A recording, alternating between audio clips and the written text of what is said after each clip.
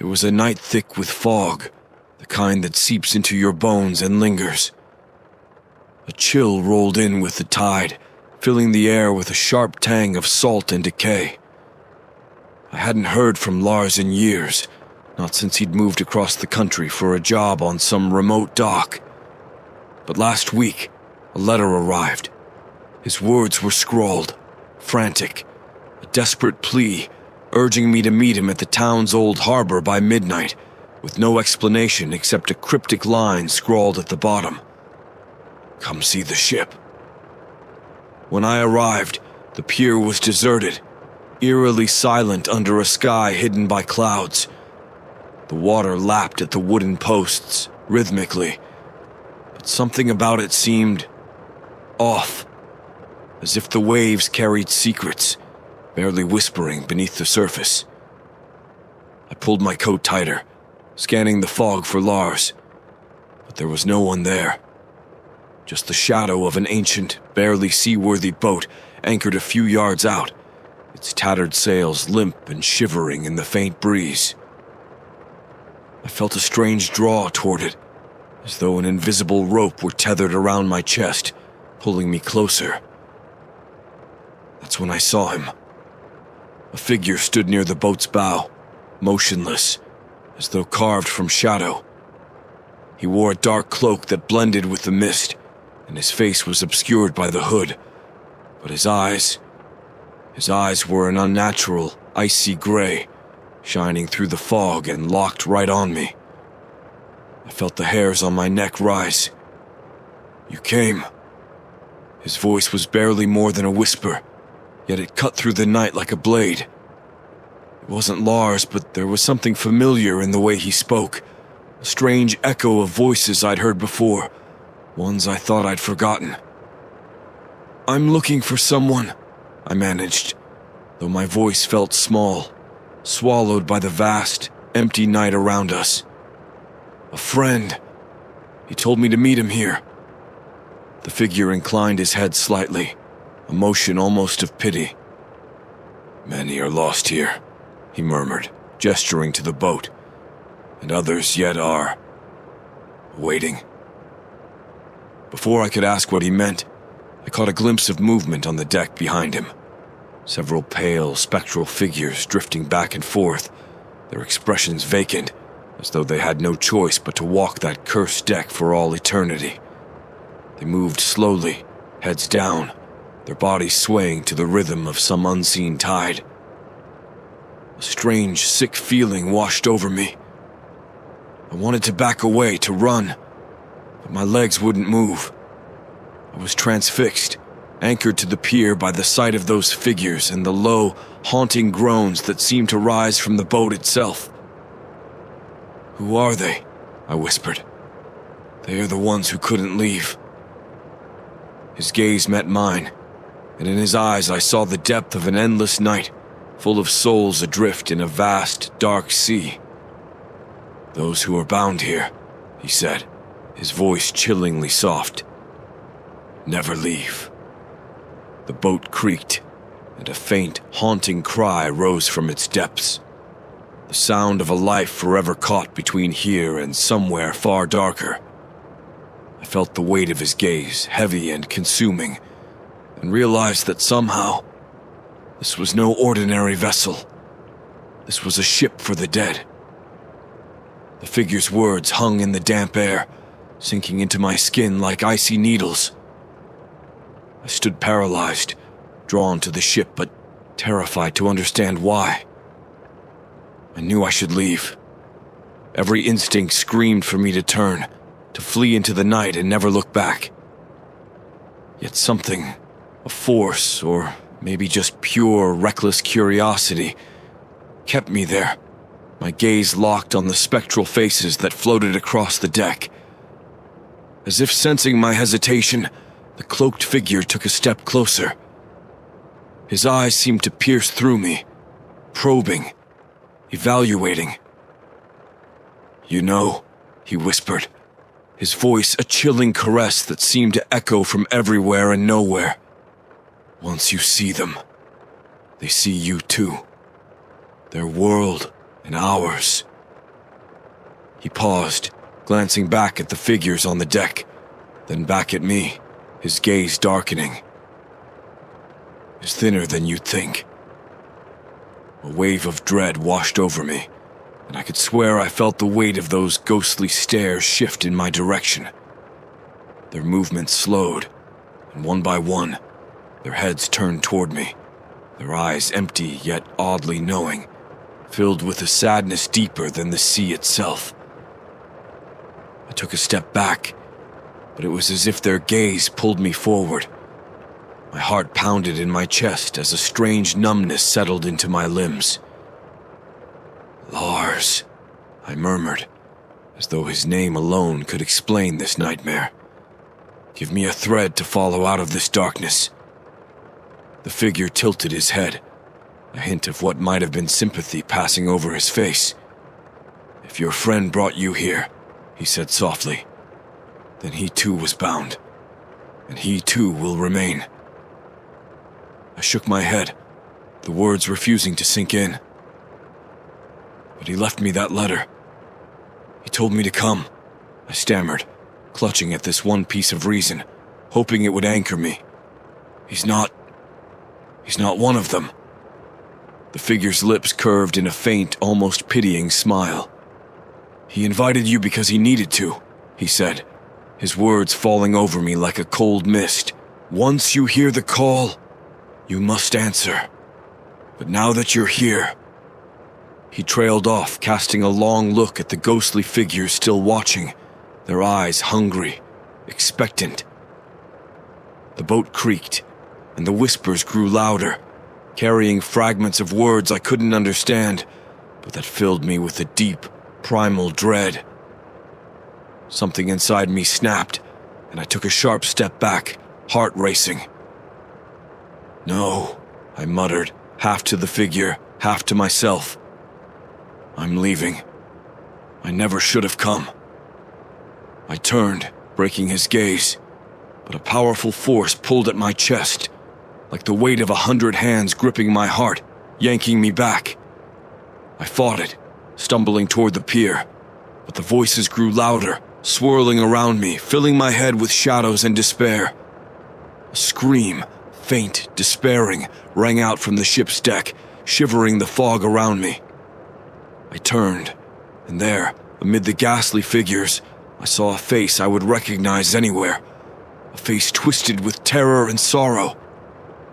Lars. He looked straight at me, eyes wide with a desperate plea, his mouth open as though to call my name. But only a hollow moan escaped his lips, lost in the thick, unforgiving mist. His hand reached out, trembling, as if he could grasp me from where he stood, but the ghostly chains around his wrists pulled him back, binding him to the deck. I staggered, feeling a wave of cold pass through me, the haunting realization settling like stone in my stomach. Lars hadn't invited me here to join him. He had invited me because he needed a way out. My breath caught in my throat, and I choked on the bitter taste of betrayal and fear. Lars. He had invited me here, not as a friend, but as a replacement. The horror of it washed over me in icy waves, tightening around my chest. I felt the ground sway beneath me as if the very pier was pulling me toward that cursed boat. The whispers rose in pitch, filling my ears with a terrible, hollow chorus, an invitation and a warning all at once. "Lars!" I cried out, but he just stared back at me, his face twisted in a grimace of regret, and something darker, a desperate yearning that made my blood run cold. He mouthed something, his eyes filled with a mix of pleading and horror, but his words were silent.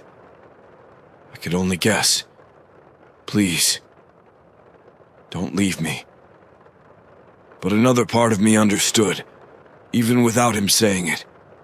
He was trapped there, bound by forces older and darker than I could comprehend, and he would do anything to escape, even if it meant that I took his place. I staggered back, and the hooded figure followed me, his steps soundless on the rotting wood of the pier. "You cannot leave now," he murmured, his tone quiet, as if speaking to a child who hadn't yet learned the rules. "Once you've seen the ship, it has seen you. And once it has you." He glanced at the ghostly figures bound to the deck, and his mouth curled into a faint, humorless smile. "It will not let go." "No," I whispered, backing away further, desperation clawing at my mind.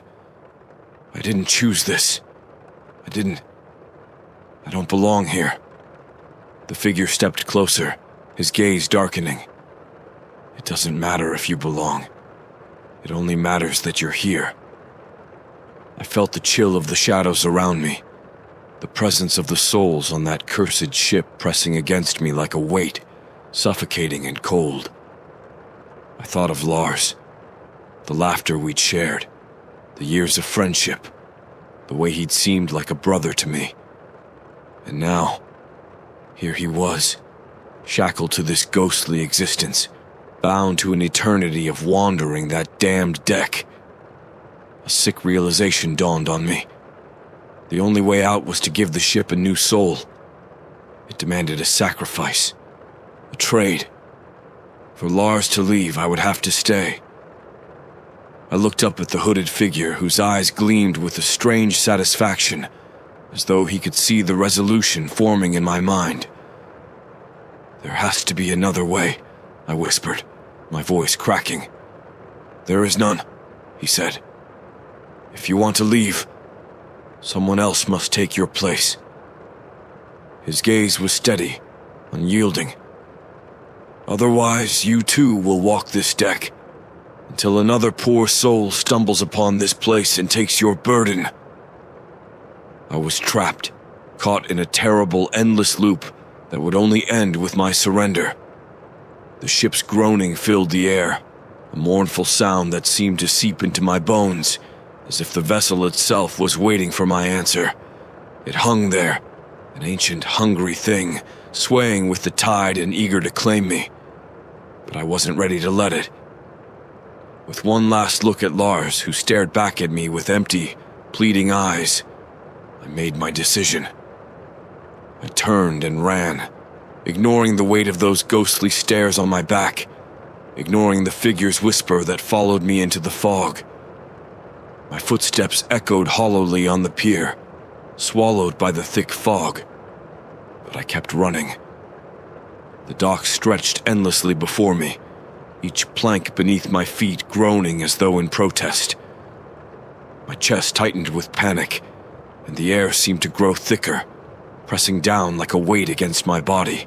I threw a glance over my shoulder, but the ghostly ship was already retreating into the mist, its faint, spectral outline flickering like a candle about to snuff out. Just as relief flickered in my mind, a deep, wrenching pull seized me from within. My legs faltered, and I gasped as an invisible force yanked me backward, as though I were tethered to the ship by an unbreakable line. The chill of it was searing, a deathly cold that coiled around my heart and squeezed, filling me with a numbness that bordered on agony. The whispers from the boat grew louder, filling my ears with half-heard words and broken pleas, and beneath it all, I could still hear Lars's desperate, wordless moan. I stumbled forward, clutching my chest, every step a struggle against that dreadful pull. The fog seemed to thicken, blurring my vision until the pier and the black water faded into a world of shifting shadows and whispers. All I could see was the deck of the ship, looming in my mind, and the hollow, pleading faces of those bound to it.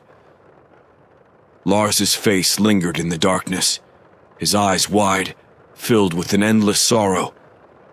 The mist seemed to curl around me, wrapping tighter and tighter, pressing against my skin, clawing at my will to resist. I forced myself to focus, to push forward, muttering under my breath like a prayer. This isn't real. I'm not theirs. I'm not staying. A faint, familiar voice echoed in my mind, as though drifting up from the depths of some murky, dark sea. You cannot run forever. The mist seemed to laugh at my words, coiling and twisting, and I realized, with a growing horror, that it was gathering into shapes around me. Thin, shadowy hands, faint as mist but as strong as iron, reached out, curling around my wrists and ankles. They tugged gently, almost tenderly, as if coaxing me to surrender, to let go, to become one of them. "No!" I gasped, struggling, my voice breaking. But the more I resisted, the tighter they gripped, pulling me back toward the pier, toward the dark waters, toward the waiting ship. I closed my eyes, desperate for some escape. Then a fragment of memory drifted up, something my grandmother had once told me. A story whispered on stormy nights about binding spirits and cursed places. To break the hold of a spirit, you must renounce any ties, forgive any debts, release any burdens. Only then can you walk free. Clutching that thought like a lifeline, I stopped fighting. Instead, I focused, calming my racing heart. "Lars," I whispered, feeling the weight of his betrayal, of all the pain and sorrow twisted between us. "I forgive you. I release you." A strange silence fell over the pier, the whispers receding like a tide drawn back into the depths. The mist around me trembled, the shadows loosening their grip as if uncertain. The pull on my chest weakened, and for the first time I felt the fog beginning to lift. I opened my eyes, and the pier stretched before me, clear and empty. The ghost ship was gone, and the fog had receded, leaving only the cold night and the quiet lapping of the waves. The night was strangely still, as if the world held its breath, watching to see what I would do next. The fog thinned, drifting off in thin tendrils as if retreating from some invisible boundary. I stood alone on the pier, my heart still pounding, the chill of the ghostly touch lingering on my skin. The water was black, silent, and yet I sensed something beneath the surface, as if the ship's presence hadn't entirely vanished. A sudden ripple cut through the water. A single faint groan rose from the depths, and my blood ran cold. I took a shaky breath, trying to push the sound from my mind. "It's over," I whispered, almost as if convincing myself. "It's gone." But the words tasted hollow, thin against the lingering dread that pressed against me like damp wool. Slowly, I turned and took a few tentative steps down the dock, refusing to look back. The night felt less dark now, and the fog that had once choked the air seemed almost to part before me. Relief trickled into my veins, cautious but growing. I was free. I had escaped the ship, escaped the shadowed figure's binding gaze, and those ghostly hands that had threatened to pull me into their eternal night. But as I made my way down the pier, the hairs on the back of my neck prickled. A faint shuffling noise echoed from behind, soft but distinct against the quiet. I froze, heart hammering, and turned slowly. The pier was empty, just the empty docks and the gentle lapping of the water. I told myself it was my mind playing tricks, nothing more. Yet as I continued walking, I could feel something. It was subtle at first, a gentle, persistent tug at the edge of my awareness, like the faint hum of a distant bell that grows louder with every step. It filled my head, and a creeping realization began to seep in. I might have escaped the ship, but I hadn't left its curse behind. The whispers started again, soft and low, slipping through the silence like threads of smoke. I broke into a run, my pulse racing. The sound grew louder, filling my head with the terrible murmur of hundreds of voices, each one whispering, pleading, calling my name. I stumbled off the pier, my legs trembling, heart pounding against my ribs like a drum. The fog was gone, but the night air felt colder, sharper. I didn't dare look back, fearing I'd see Lars's face floating there in the mist, his eyes hollow, his mouth forming silent words of despair and vengeance. Finally, I reached the end of the harbor and stopped to catch my breath. The whispering had faded. The night was quiet, but a chill lingered, a sense of unfinished business that clung to me like a shadow. In that moment, I understood. I was free, yes, but only as long as I didn't look back, didn't listen to the call of the sea, or return to the old harbor after dark. The ship was gone, but its promise echoed within me, a reminder that someday it would return to collect the soul it had marked. And when that night came, I didn't know if I'd be able to resist its pull.